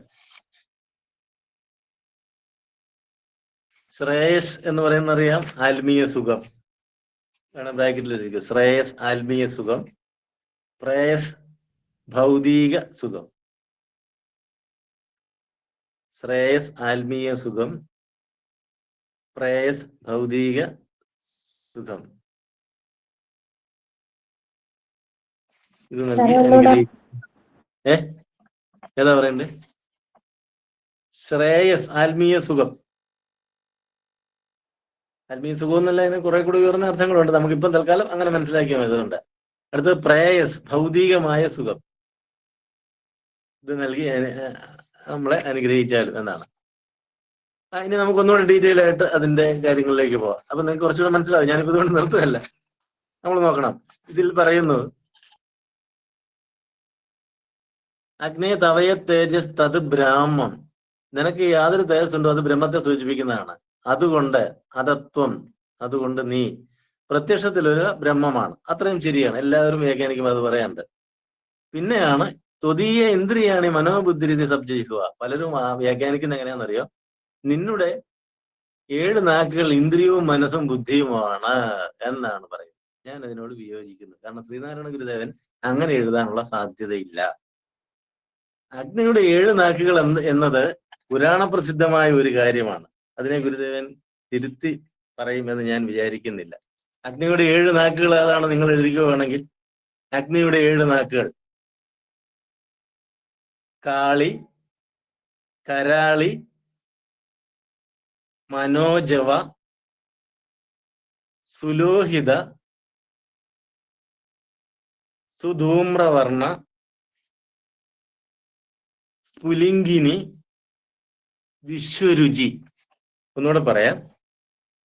കാളി, കരാളി, മനോജവ, സുലോഹിത, സുധൂമ്രവർണ്ണ, സ്ഫുലിംഗിനി, വിശ്വരുചി. അഗ്നി ഒന്ന് തന്നെ, അതിന്റെ ഭാവങ്ങളെയാണ് നാക്കുകളായിട്ട് ഇങ്ങനെ ചിത്രീകരിച്ചിരിക്കുന്നതെന്ന് മനസ്സിലാക്കിയാൽ മതി, പഠിച്ചാൽ മതി. ഒരു ഉദാഹരണം പറഞ്ഞാൽ, കാളി എന്ന് പറഞ്ഞാൽ കറുത്ത പുകയോടുകൂടി അഗ്നി ജ്വലിക്കുമ്പോൾ അത് അഗ്നിയുടെ കാളി എന്ന നാക്ക് നീട്ടിയിരിക്കുന്നതാണ് എന്ന് വേണേൽ പറയാം. കരാളി എല്ലാത്തിനെയും വിഴുങ്ങാൻ വാവൊളിച്ച് നിൽക്കുന്ന, സംഹാര താണ്ഡവമാടുന്ന, ഇപ്പൊ കാട്ടുതീയൊക്കെ ഇല്ല, അതുപോലെ ജ്വലിച്ചു വരുന്നത് കരാളി എന്ന് നമുക്ക് പറയാം. അന്നേരം മനോജവ അതിവേഗം പടർന്നു പിടിക്കുന്ന അഗ്നി, മനസ്സിനേക്കാൾ വേഗത്തിൽ പടരുന്ന അഗ്നി എന്നാണ് മനോജവ എന്ന് പറയുന്നത്. സുലോഹിത രക്തവർണ്ണത്തിൽ കത്തുന്ന, ആ ഇന്ധനം ഏതാണ്, ഉണങ്ങി നല്ല ഇതായിട്ട് കത്തുന്നതാണ്, രക്തവർണ്ണത്തിൽ കത്തും. അതാണ് സുലോഹിത എന്ന അഗ്നിയുടെ ഭാവം. സുധൂമ്രവർണ്ണ അതായത് കറുപ്പും ചുവപ്പും ചേർന്ന്, അഥവാ തവിട്ട് നിറത്തിൽ കത്തുന്ന പുകയോടുകൂടി കത്തുന്നതാണ് സുധൂമ്രവർണ്ണ. സ്ഫുലിംഗിനി പൊട്ടിത്തെറിച്ച് തീപ്പൊരി ചെതറിച്ചുകൊണ്ട് കത്തുന്ന അഗ്നി എവിടെ കണ്ടാലും നിങ്ങൾ വിചാരിച്ചാൽ മതി അഗ്നിയുടെ സ്ഫുലിംഗിനി എന്ന നാക്കാണ് അവിടെ അഗ്നി നീട്ടിപ്പിടിച്ചിരിക്കുന്നതെന്ന്. വിശ്വരുചി വിശ്വത്തെ മുഴുവൻ വിഴുങ്ങുന്ന അഗ്നി. ഇപ്പം അതെന്താ പറയുന്നത്, ഭയങ്കര അഗ്നി ജ്വാലകളായിട്ട് ഇപ്പം ഭൂമി നശിച്ചു പോകുന്ന തരത്തിൽ സൂര്യനൊക്കെ ഇങ്ങോട്ട് അടുത്ത് വന്നാൽ ചിലപ്പോൾ അങ്ങനെയായിരിക്കും സംഭവിക്കുക. അങ്ങനെയൊക്കെ സംഭവിക്കുന്ന അഗ്നി വ്യാപകതയുടെ പേരാണ് വിശ്വരുചി. അപ്പൊ ഈ നാക്കുകൾ എന്ന് വർണ്ണിച്ചിരിക്കുന്ന അഗ്നിയെ തന്നെ അഗ്നിയുടെ 7 തരത്തിലുള്ള ഭാവങ്ങളാണ് നമ്മൾ പഠിച്ചാൽ മതി. പക്ഷെ എങ്കിലും പുരാണ പ്രസിദ്ധമായി അഗ്നിക്ക് 7 നാക്കുണ്ടെന്നാണ് പറയുന്നത്. ആ 7 നാക്കുകൾ നമ്മുടെ ഇന്ദ്രിയവും മനസ്സും ബുദ്ധിയാണെന്നല്ല ഗുരുദേവൻ പറഞ്ഞിരിക്കുന്നത്. കാരണം ഇതറിയണമെങ്കിൽ ഈ മന്ത്രങ്ങൾക്കെല്ലാം സംസ്കൃത ഭാഷയിൽ ഒരു പ്രത്യേകതയുണ്ട്. അന്വയിക്കുക എന്ന് പറയും. അന്വയിക്കുക എന്ന് പറഞ്ഞാൽ ഞാൻ ഒരിക്കൽ ക്ലാസ്സിൽ പറഞ്ഞതെന്നാണ്, വീണ്ടും പറയാം. അന്വയിക്കണമെങ്കിൽ പദച്ഛേദം ചെയ്തു പിന്നെ വിഭക്തികൾ അറിഞ്ഞുടൻ അങ്ങുമിങ്ങും ഇരിക്കുന്ന പദങ്ങളെ യഥാവലെ ചേരുന്നപടി ചേർക്കുകയിൽ അന്വയം പരികീർത്തിതം എന്നാണ്. എന്താണ് പദച്ഛേദം ചെയ്യണം? നമ്മൾ മുമ്പേ ചെയ്തില്ലേ, അതാണ് പദച്ഛേദം.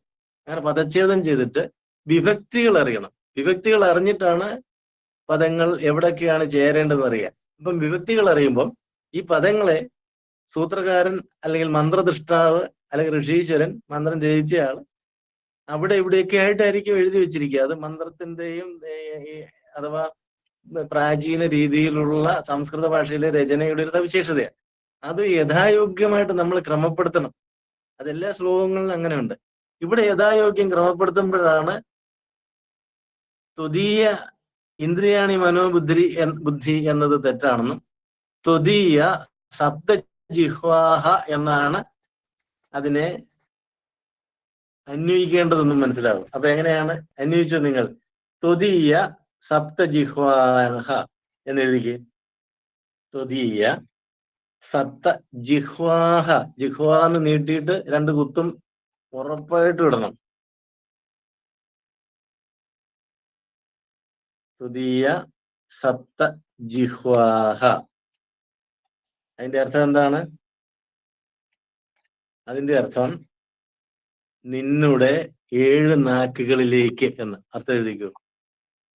ത്വദീയ എന്ന് പറയാൻ നിന്നുടെ 7 നാക്കുകളിലേക്ക്. കണ്ടോ, അവിടെയാണ് അർത്ഥം കിട്ടുന്നത്. അപ്പോഴാണ് പൂർണ്ണമാകുന്നത്.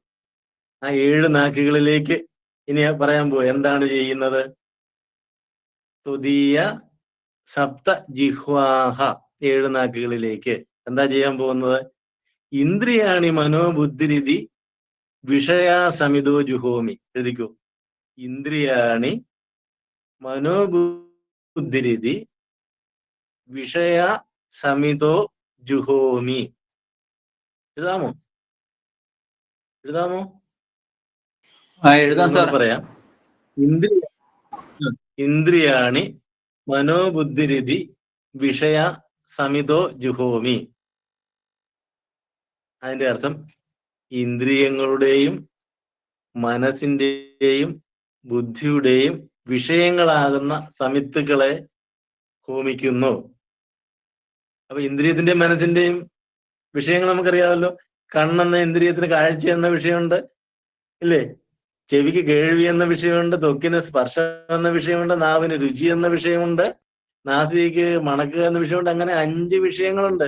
മനസ്സിനും വിഷയമുണ്ട്. ഇന്ദ്രിയങ്ങൾ കൊണ്ടുവരുന്നതിനെയൊക്കെ അതിന്റെ ഹിതാഹിതങ്ങൾ നോക്കി ചിന്തിക്കുക. എന്താണിതെന്ന് ചിന്തിക്കുക, അതിനെ ക്രമപ്പെടുത്തുക. ബുദ്ധിയുടെ വിഷയം അത് സ്വീകാര്യമായതിനെ സ്വീകരിക്കാൻ മനസ്സിനോട് പറയാം, അല്ലാത്തതിനെ തിരസ്കരിക്കാൻ പറയാം. അങ്ങനെ അടുക്കി വെക്കുകയൊക്കെ ചെയ്യുന്നതിന് അത് ഓർത്തു വെക്കുന്നതാണ് അതിനകത്ത് ചിത്തം എന്ന് പറയുന്നത്. അതിനെ ഈ മനസ്സിന്റെ ബുദ്ധിയുടെ ഭാഗമായിട്ട് തന്നെ കണ്ടാൽ മതി. അതുകൊണ്ടാണ് ഗുരുദേവൻ അതിനെ പരിഗണിക്കാൻ ഞാൻ മനസ്സിലാക്കുന്നത്. അപ്പൊ ഇന്ദ്രിയാണി മനോബുദ്ധിരിതി 7 വിഷയങ്ങളെ എങ്ങോട്ടാ വിടുന്നത്? 7 നാക്കുകളിലേക്ക് അങ്ങ് വിടുകയാണ്, ഹോമിക്കുകയാണ്. പിന്നെ നമ്മളിൽ അവശേഷിക്കുന്ന എന്താണെന്നറിയോ? ഒറ്റ കാര്യം അവശേഷിക്കുള്ളൂ, അഹംബോധം മാത്രം. ഇന്ദ്രിയങ്ങളെ മുഴുവൻ ഒന്ന് മാറ്റി ചിന്തിച്ചു നോക്കിക്കേ. ഇന്ദ്രിയങ്ങളുടെ കൂട്ടത്തിൽ അന്തരേന്ദ്രിയം എന്ന് നമ്മൾ വിശേഷിപ്പിക്കാവുന്ന നമ്മുടെ മനസ്സിനെയും ബുദ്ധിയും, അഥവാ അന്തരേന്ദ്രിയത്തിന്റെ സ്ഥാനത്ത് നമ്മൾ സാധാരണ പറയുന്ന അന്ധകരണമെന്ന്, അങ്ങനെ പറഞ്ഞാൽ നിങ്ങൾക്ക് മനസ്സിലാവുള്ളതായിരിക്കും. അന്ധകരണം എന്ന് വിശേഷിപ്പിക്കാവുന്ന അന്ധകരണത്തിലെ മനസ്സിനെയും ബുദ്ധിയും കൂടെ മാറ്റിക്ക്. പിന്നെ ഒരു ചിത്തം എന്ന് പറയുന്ന ഓർമ്മയ്ക്ക് പ്രധാനമായ ഭാഗവും അഹംബോധവും മാത്രമേ അവശേഷിക്കുള്ളൂ. ഇവിടെ ഗുരുദേവൻ പറയാണ്, ഈ അഹംബോധത്തെ കൂടെ ഞാൻ സമർപ്പിക്കുന്നത്. എന്താണ്? അഹമിതി ആജ്യം ജുഹോമി. ആദ്യം സമിത്തായിട്ട് ഹോമിച്ചത് എന്താണ്? ഇന്ദ്രിയവും മനസ്സും ബുദ്ധി. ഇനി അഹം ഇതി ആജ്യം ജുഹോമി. അങ്ങനെ എഴുതിക്കൂ. അഹം എന്ന നെയ്യ് ഞാൻ ഹോമിക്കുന്നു നിന്നിൽ.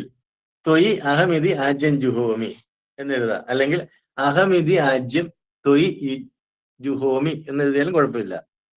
ത്വയി അഹമിതി ആജ്യം ജുഹോമി, നിന്നിൽ അല്ലെങ്കിൽ അഹം എന്ന ആജ്യത്തെ നിന്നിൽ ഞാൻ ഹോമിക്കുന്നു. അഹം എന്ന ആജ്യത്തെ, ഞാൻ എന്ന അല്ലെങ്കിൽ അഹംബോധം എന്ന നെയ്യിനെ അല്ലെങ്കിൽ നെയ്യെ നിന്നിൽ ഞാൻ ഹോമിക്കുന്നു. അതാണ് അതിന്റെ അർത്ഥം. അപ്പൊ ഇവിടെ ഹോമിക്കുന്ന എന്താണ്? അഹംബോധത്തെ ഹോമിക്കുന്നു, ഇന്ദ്രിയ ഹോമിക്കുന്നു എന്ന് പറഞ്ഞാൽ അതിന്റെ നമ്മളിവിടെ ദ്വൈതബോധത്തിൽ നിൽക്കുന്നതിന്റെ കാര്യം എന്താണ്? ദ്വൈതബോധത്തിൽ നമുക്ക് ഇന്ദ്രിയങ്ങൾ കൊണ്ടുവരുന്ന ദ്വൈത ചിന്ത, മനസ്സ് അതിനെ പലതായി ക്രമീകരിക്കുന്നു. മനസ്സും ബുദ്ധിയും ചേർന്ന്, ഇതെല്ലാം ചേർന്ന് നമുക്ക് നമ്മിൽ നിന്ന് അന്യമായി ഒരുപാട് കാര്യങ്ങളുണ്ട്. അതിനെയെല്ലാം ബ്രഹ്മപ്രതീകമായ അഗ്നിയിൽ സമർപ്പിച്ചാലോ നമ്മൾ വ്യക്തിഗതമായ അറിവിൽ നിന്ന് സമഷ്ടിഗതമായ അറിവിലേക്ക് ഉയരും. ഇവിടെ ഈ ഹോമത്തിലൂടെ ഗുരുദേവൻ വ്യക്തിഗതമായ അറിവിൽ നിന്ന് ഒരുവനെ സമഷ്ടിഗതമായ അറിവിലേക്ക് ഉയർത്തുകയാണ്. ഒരുവൻ വ്യക്തിഗതമായ അറിവിൽ നിന്ന് സമഷ്ടിഗതമായ അറിവിലേക്ക് എത്തുമ്പോഴാണ് അവൻ ഈശ്വര സാക്ഷാത്കാരത്തിന് പാത്രീഭവിക്കുന്നത്. ഈ പ്രതീകാത്മകതയാണ് ഹോമമന്ത്രത്തിൽ ഗുരുദേവൻ കൊണ്ടുവന്നിരിക്കുന്നത്. ഇനി അതോടൊപ്പം ചെലവ് ചുരുക്കി കൃത്യമായി അർത്ഥപൂർണമായി ഹോമം നടത്തേണ്ടതിന്റെ ആവശ്യകതയും ഗുരു ഇതിൽ ചൂണ്ടിക്കാണിക്കുന്നുണ്ട്. അതാണ് ഇവിടെ ഹോമത്തിന്റെ ഒരു നിമിത്ത കാരണമായി മുമ്പേ നമ്മുടെ സ്വാദപ്രാസിംഗം ചൂണ്ടിക്കാണിച്ചത്. ആര്യ സമാജത്തിന്റെ ഗുരുകുല വിഭാഗം മേധാവി സ്വാമി ശ്രദ്ധാനന്ദജിയാണ് ശ്രീനാരായണ ഗുരുദേവന്റെ ആശ്രമത്തിൽ ശിവഗിരിയിൽ അദ്ദേഹത്തിന്റെ ശിഷ്യന്മാരോടൊപ്പം സന്ദർശിച്ചത്.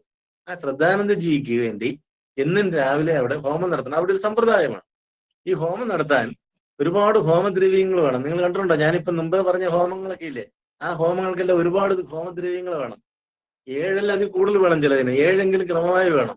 ഈ ഹോമത്തിന് സമർപ്പിക്കുന്ന ദ്രവ്യങ്ങൾ ഏതൊക്കെയാണെന്നറിയോ? അത്തി, ഇത്തി, അരയാല്, പേരാല്, എരിക്ക്, പ്ലാശം തുടങ്ങിയ വൃക്ഷങ്ങൾ, അമൃത് തുടങ്ങിയവ, അത് ഓരോ ഹോമത്തിനും മാറി മാറി വരും. അതോടൊപ്പം കറുക, കടലാടി, അതുപോലെ തന്നെ എള്ള് തുടങ്ങിയ ഹോമദ്രവ്യങ്ങളെല്ലാം സമർപ്പിക്കുക. ഈ ഹോമദ്രവ്യങ്ങളെയാണ് സമിത്ത് എന്ന് പറയുന്നത്. മലയാളത്തിൽ സമിത്ത് എന്നും പറയും, സംസ്കൃതത്തിൽ സമിത്, മറിച്ചിടുന്ന ധ, സമിത് എന്നുമാണ് പറയുക. അത് ഓർത്തോണം. അല്ലെങ്കിൽ സമിത് എന്ന് കാണുമ്പോൾ ഈ സാറ് പറഞ്ഞ സമിത്ത് എന്നാണല്ലോ, തെറ്റായി പോയി എന്ന് തോന്നുന്നു. അതല്ല, സമിത് എന്ന് സംസ്കൃതത്തിൽ പറയും, നമ്മൾ മലയാളത്തിൽ അതിന് സമിത്ത് എന്ന് പറയും. ഇതാണ് സമർപ്പിക്കുന്നത്. ഇത് പ്രതീകാത്മകമായി സമർപ്പിക്കുന്നതാണ്. ഇത് പ്രതീകാത്മകമായി സമർപ്പിക്കുമ്പം ഈ സാധാരണ ഹോമത്തിൽ വേണ്ടത് എത്രയാണെന്നറിയോ?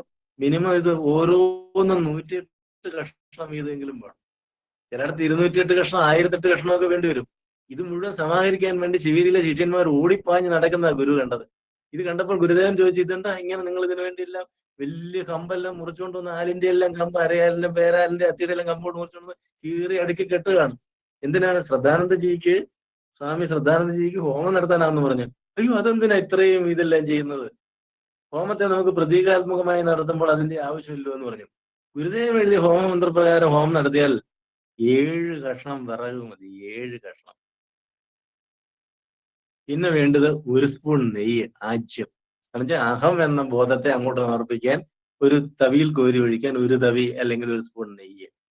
പിന്നെ എന്റെ ഇന്ദ്രിയങ്ങളുടെയും മനസ്സിന്റെയും പ്രവൃത്തികളെ ഞാൻ അങ്ങോട്ട് ഹോമിക്കുന്നത് സമർപ്പിക്കാൻ ഇപ്പൊ കണ്ണിന്റെ സങ്കല്പത്തിൽ ഒരെണ്ണം ഇടാം, നാവിന്റെ സങ്കല്പത്തിൽ ഒരെണ്ണം ഇടാം, ത്വക്കിന്റെ സങ്കല്പത്തിൽ ഒരെണ്ണം ഇടാം, അതുപോലെ നാസികയുടെ സങ്കല്പത്തിൽ ഒരെണ്ണം ഇടാം. അങ്ങനെ ഓരോന്നിന്റെ സങ്കല്പത്തിൽ ഓരോ നമുക്ക് സമിത്തിനെ അങ്ങോട്ട് ഇട്ടാൽ 7 കഷ്ണം സമിത്ത് മതി.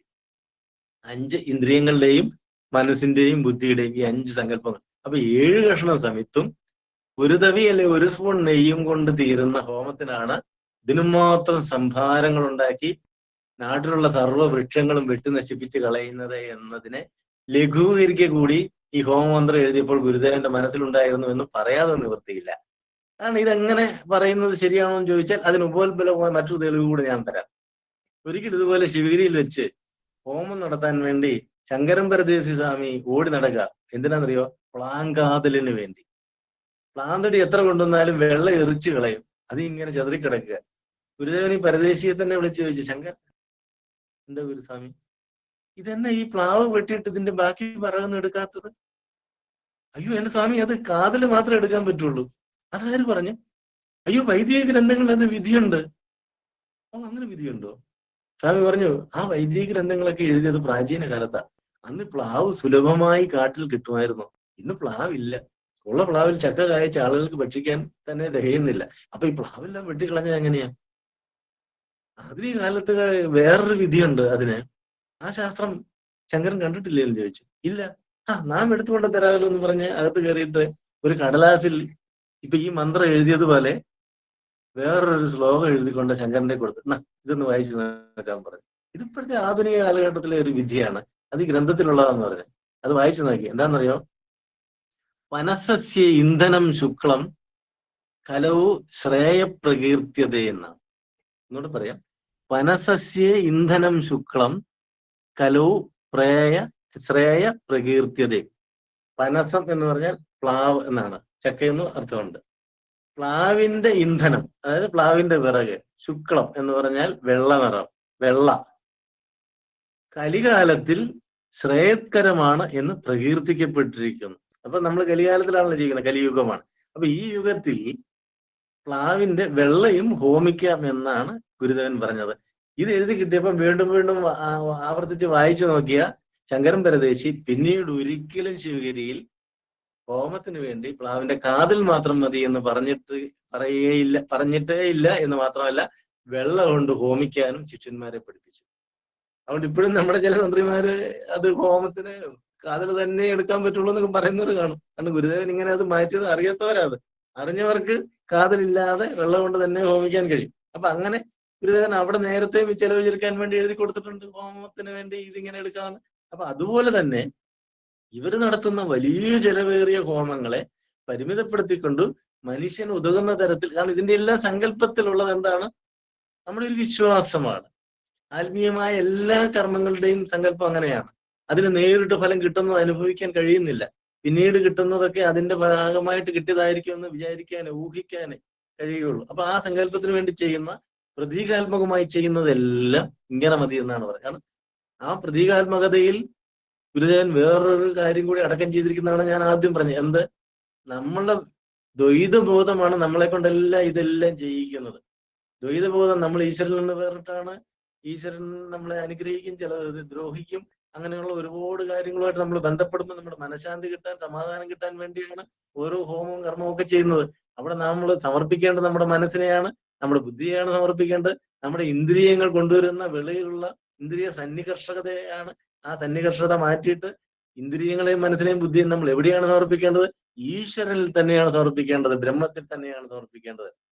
അതുകൊണ്ട് അതിന് പ്രതീകാത്മകമായി നാം സമർപ്പിക്കുകയാണ്. ഇതൊക്കെയും പ്രതീകാത്മകമായി നമ്മൾ സമർപ്പിക്കുന്നതൊക്കെ അതേ മൂർത്തി സ്വീകരിക്കുന്നുണ്ട് നമുക്ക് കരുതാൻ നിവൃത്തിയുണ്ടോ? നമ്മൾ സങ്കല്പിക്കുക, വിശ്വസിക്കുക, ഇല്ലേ? നമ്മളിപ്പോ ഈ കഴിഞ്ഞ 2 ആഴ്ച മുമ്പ് നടന്ന ഒരു സംഭവമുണ്ട്. നമ്മൾ പിതൃബലി ചെയ്തു. ആ പിതൃബലിയിൽ നമ്മുടെ പിതൃക്കൾ വന്ന് ഇതെല്ലാം സ്വീകരിക്കുന്നുണ്ട് എന്ന് നമ്മൾ വിചാരിക്കുന്നുണ്ടോ? നമുക്ക് വിചാരിക്കാനേ പറ്റുള്ളൂ, സങ്കല്പിക്കാനേ പറ്റുള്ളൂ. അങ്ങനെ സങ്കല്പിച്ച് അവിടെ ഓരോന്നും ചെയ്യുന്ന പിതൃക്കൾക്ക് വേണ്ടി നമ്മളത് തുടങ്ങുമ്പോൾ തന്നെ നമ്മൾ ധരിക്കുന്ന ഒരു പവിത്രം ഉണ്ടല്ലോ.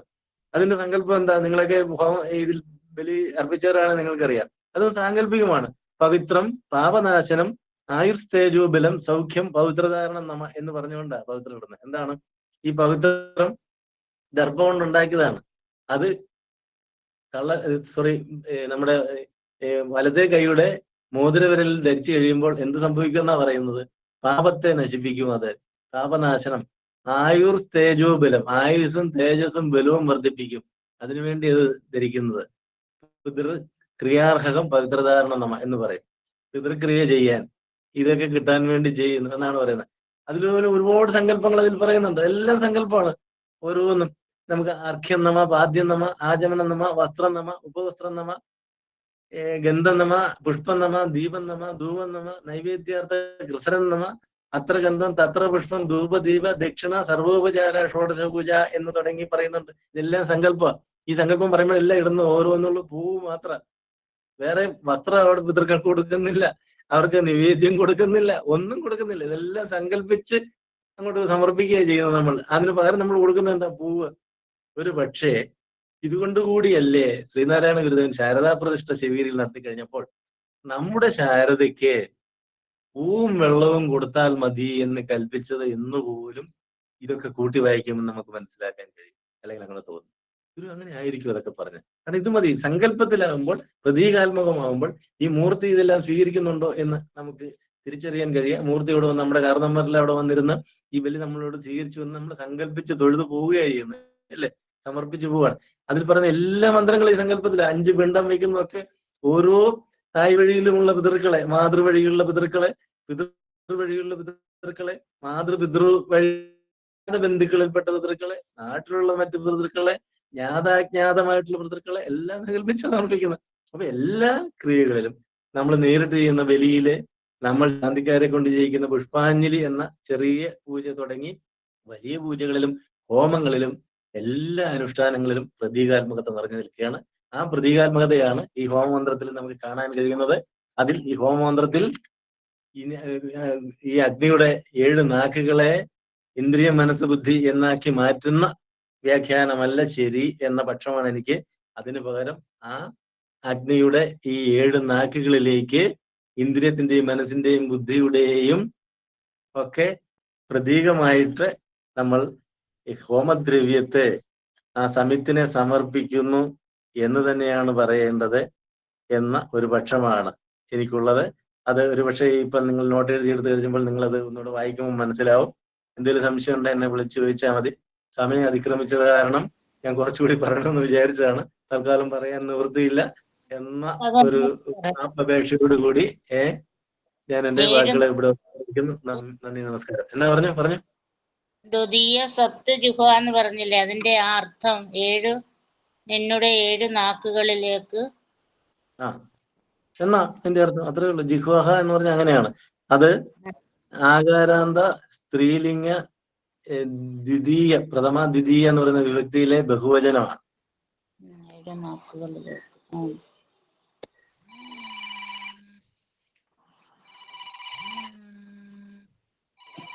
വളരെ നന്ദി സാർ. മഹാഗുരുവിനാൽ വിരചിതമായ ഹോമമന്ത്രം എന്ന കൃതിയെ വളരെ വിശദമായി, ചുരുക്കി പറഞ്ഞാൽ ഇന്നത്തെ ക്ലാസ് നമുക്ക് 1 മണിക്കൂർ കൊണ്ട് തീരാവുന്നതല്ല.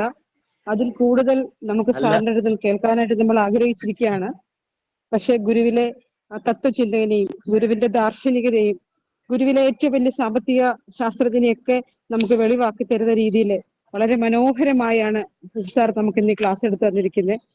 ഈ ഹോമമന്ത്രത്തിന്റെ ക്ലാസ് കേട്ടപ്പോൾ വീണ്ടും വീണ്ടും ഈ മന്ത്രം പഠിക്കുവാനും അതിലേക്ക് ആഴത്തിലേക്ക് ചിന്തിക്കുവാനും നമ്മളെ ഉതകത്തക്ക രീതിയിൽ വളരെ വിശദമായിട്ട് ഭാരതീയ വൈദിക സിദ്ധാന്തങ്ങളെ കുറിച്ച് പറഞ്ഞുകൊണ്ട് വളരെ മനോഹരമായ ഒരു ക്ലാസ് എടുത്തു തന്ന കോട്ടയം ശ്രീനാരായണ ധർമ്മ പഠന കേന്ദ്രത്തിന്റെ മുഖ്യ ആചാര്യനും ആയ ശ്രീ VM ശശി സാറിന് ശ്രീനാരായണ ധർമ്മ പഠന കേന്ദ്രത്തിന്റെ പേരിലുള്ള നന്ദി അർപ്പിക്കുന്നു.